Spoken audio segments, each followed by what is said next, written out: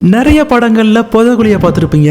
ஏன்னா அதை பார்க்கிறதுக்கு டிராமாட்டிக்கா கொஞ்சம் பயங்கரமா இருக்கும். ஃபன் ஃபேக்ட் என்ன அப்படின்னா, ஒரு புதைகுழிக்குள்ள ஃபுல்லா சப்மர்ஜ் ஆகுறது அப்படிங்கிறது முடியவே முடியாது. ஆனா ஒருவேளை நீங்க ஒரு ஆழமான புதைகுழிக்குள்ள விழுந்துட்டீங்கன்னா என்ன ஆவீங்க? வெல், இதுதான் கோட்டு சூட்டு. அண்ட் இதோ புதைகுழிக்குள் விழுந்தால் என்ன ஆகும்? பீச்ல நீங்க ஏன் சாண்ட்ல குளிக்கும் போது மூழ்காம இருக்கிறீங்க அப்படின்னா இதுக்கு பேர் தான் ஃபோர்ஸ் செயின். அதாவது புரிய மாதிரி சொல்லணும் அப்படின்னா, ஒரு சின்ன இடத்துல எக்கச்சக்கமான சாண்ட் பார்ட்டிகல்ஸ் கூடி இருக்கும் போது உங்களுடைய வெயிட் ஈவன் எல்லா இடத்துக்கும் பரவி இருக்கும். அதனால இதே விஷயம் ஒரு டெசர்ட்ல இருந்துச்சு அப்படின்னா நீங்களா இருக்கட்டும் உங்க கேமலா இருக்கட்டும் சேஃபா நிலத்துக்கு மேல நடந்து போவீங்க. ஆனா ஒருவேளை பூமி கடியில இருந்து தண்ணி மேல வந்துட்டு இருந்துச்சு அப்படின்னா இந்த தண்ணி அந்த சாண்டோட மிக்ஸ் ஆகி பாக்குறதுக்கு சாலிடான சர்ஃபேஸ் மாதிரி தான் இருக்கும். ஆனா உண்மை என்னன்னா, நீங்க மூவிஸ்ல பாக்குற மாதிரி குயிக் சாண்ட் இருக்கவே இருக்காது. அது மட்டும் இல்லாம ஏன் உங்களால முழுசா புதைக்குழிக்குள்ள மூழ்க முடியாது அப்படின்னா, பொதுவா புதைக்குழிகள் சில அடிகள் மட்டும் தான் ஆழமா இருக்கும். அது மட்டும் இல்லாம புதைக்குழி அப்படிங்கிறது உங்களோட கொஞ்சம் தான் டென்ஸா இருக்கும். அதனால உங்களோட இடுப்பு லெவலுக்கு கீழே உங்களால புதைக்குழியில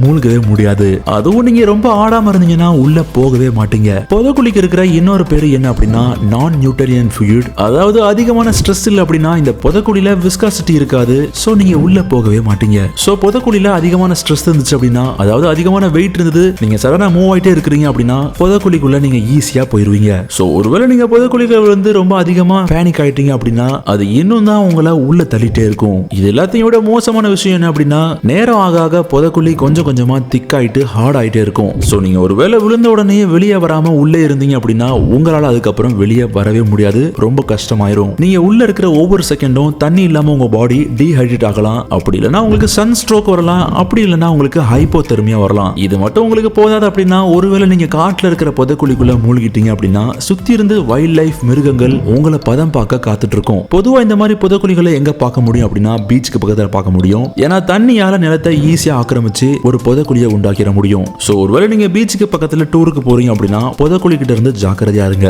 அதிகபட்சமா நீங்க புதைக்குழியில இருந்து வெளியே வரதுக்கு 6 மணி நேரம் உங்க கையில இருக்கும். அப்படியே ஒருவேளை நீங்க புதைக்குழியில மாட்டிட்டீங்க அப்படின்னா உங்களுக்கு என்ன ஆகும்? சோ இதோட சிம்பிள் ட்ரிக் என்ன அப்படிங்கறத நான் உங்களுக்கு சொல்லிடுறேன். நீங்க ரொம்ப ரொம்ப காமா இருக்கணும். முதல்ல நீங்க பண்ண வேண்டியது என்னன்னா, நீங்க உங்க கையில ஏதாவது ஹெவியான ஐட்டம் போட்டிருந்தீங்க அப்படின்னா அதை கலட்டி ஓரமா தூக்கி வீசிடணும். ஏன்னா வெயிட் கூட கூட நீங்க கொஞ்சம் கொஞ்சமா உள்ள போயிட்டே தான் இருப்பீங்க. அதுக்கப்புறம் நீங்க பண்ண வேண்டியது பின்னாடி அப்படியே சாஞ்சிக்கோங்க. ஏன்னா அப்படி பண்ணா மட்டும்தான் உங்களோட வெயிட்டை நீங்க ஈவனா டிஸ்ட்ரிபியூட் பண்ண முடியும். நீங்க உள்ள ஸ்லோவா போக ஆரம்பிப்பீங்க. நீங்க கிரியேட் பண்ண கேப்பை வாட்டர் கொஞ்சம் கொஞ்சமா ஃபில் பண்ண ஆரம்பிக்கும். அதனால நீங்க புதைக்குழிக்குள்ள போகாம கொஞ்சமாவது மேல இருப்பீங்க. அதுவே உங்களால முடிஞ்சது அப்படின்னா பக்கத்துல இருந்து கட்டையோ ஒரு ஸ்டிக்கோ எடுத்து உங்க முதுகுக்கு பின்னாடி வச்சுக்கோங்க. இதனால உங்களால இன்னும் அதிகமா மேல சர்ஃபேஸ்லயே இருக்க முடியும். உங்களால எமர்ஜென்சி சர்வீஸ்க்கு கூப்பிட முடிஞ்சதுன்னா நீங்க கூப்பிட்டுருங்க. நீங்க அதிர்ஷ்டசாலி நான் சொல்லுவேன். ஆனா அதுவே உங்களால முடியல அப்படின்னா நீங்க தான் அங்க இருந்து தப்பிச்சு எப்படியாவது வெளியே வந்தாகணும். நீங்க வெளியே வர்றது அப்படிங்கிறது ஒரு மிகப்பெரிய லாங் ப்ராசஸ். அது மட்டும் இல்லாம நீங்க சீக்கிரமா ஃப்ரஸ்ட்ரேட் ஆகிறதுக்கும் நிறைய வாய்ப்புகள் இருக்கு. உங்களுக்கு புரியுற மாதிரி சொல்லணும் அப்படின்னா, புதைக்குழியில இருந்து நீங்க வெளியே வரணும் அப்படின்னு ட்ரை பண்ணிட்டு இருக்கீங்க.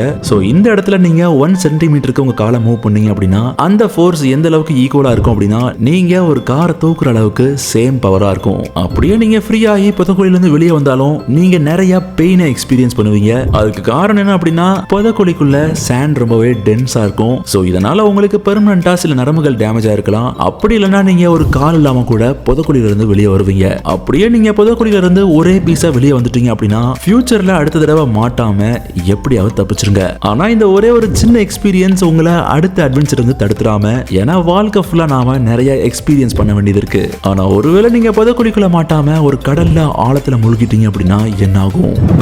அந்த சம்பவத்தை வேற ஒரு கூட்டு சோட்டு போட்டுட்டு பார்க்கலாம். இந்த வீடியோ உங்களுக்கு பிடிச்சிருந்தா லைக் பண்ணுங்க, உங்க ஃப்ரெண்ட்ஸோட ஷேர் பண்ணுங்க. அண்ட் இதே மாதிரி தரமான சம்பவங்களை தெரிஞ்சுக்க நம்ம கோடு சுட்ட போட்டுக்கோங்க. அண்ட் பக்கத்துல இருக்கிற பெல் ஐக்கனையும் மறக்காம தட்டி விட்டுருங்க. அண்ட் வாழ்க்கைய ரசிச்சுட்டே வாழ மறக்காதீங்க.